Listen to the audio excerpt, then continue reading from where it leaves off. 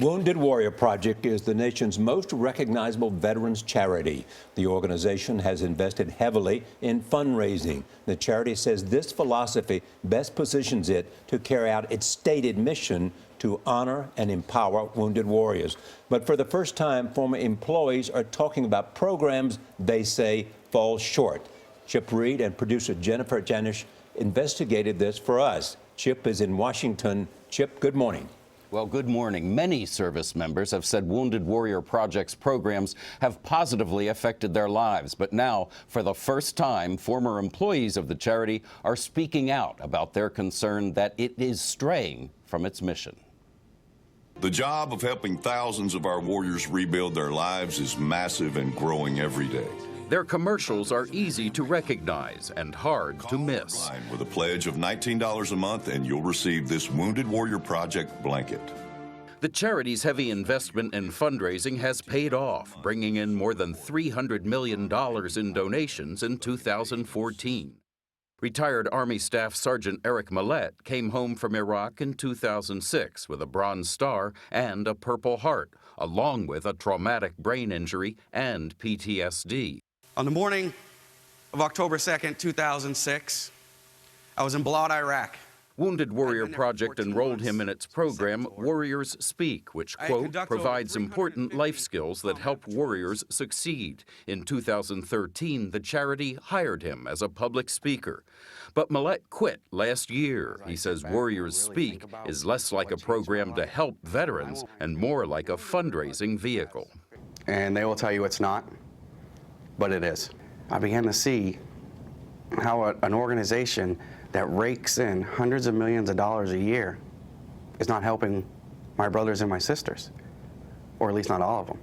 CBS News has interviewed more than 36 former employees of the Wounded Warrior Project, and nearly all of them have told us they're concerned that the organization has become more focused on raising money than on serving wounded veterans. Many of those former staffers believe that after raising more than $1 billion since 2003, the charity should be providing more comprehensive services to wounded veterans. I think they want to show warriors a good time. I think they get these warriors out on these events, but where's the follow-up? These two former employees didn't want to show their faces, fearing retaliation. A lot of the warriors that I saw needed mental health treatment. They don't get that from Wounded Warrior Project. What happens when you make a suggestion that there's a better way to serve veterans? If you have a brain and you use your brain and come up with an idea, within a matter of time, you're off the bus. Off the bus. They don't need you. It's their way or the highway. I would raise issues. Why aren't we doing follow-up? Why don't we have any case management? How would they respond? We don't call warriors. Warriors call us.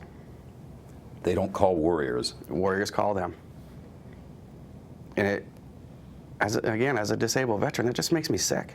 Thank you. It's a pleasure to be here. Wounded Warrior Project declined our repeated request to interview its CEO, Stephen Nardizzi, but the charity offered us Captain Ryan Cools, a recipient of its programs and services, and its director of alumni. We've heard multiple times is that people go to soldier bike rides or Project Odyssey, and then they never hear from Wounded Warrior Project again. Is there mental health follow-up? Wounded Warrior Project contacts alumni and family support members multiple times over the course of the year. We call each and every one of our alumni and family support members on their birth month to be able to ensure and check in, see how they're doing, and see if they need any other programs and services, and then also have multiple opportunities for them and us to follow up to see how they're doing. You read through 5 years. Mark Owens is a former director of tax-exempt organizations at the IRS. What was your biggest concern in reading these forms? That I couldn't tell the number of people that were assisted. I thought that was truly unusual. They do put some of those numbers on the website. Yes, they do. What's the difference? Form 990 is signed under penalties of perjury. Penalties of perjury. So you got to be careful on there with that. That's right. You have to be certain. Eric Millett says he expects retaliation from Wounded Warrior Project, but says that won't stop him. As a disabled veteran, I feel that other veterans need a voice. I am in a position where I can be their voice. And I feel if I don't stand up and do what I feel is right and voice their concerns, what I've heard, and how I feel, then I'm leaving them behind.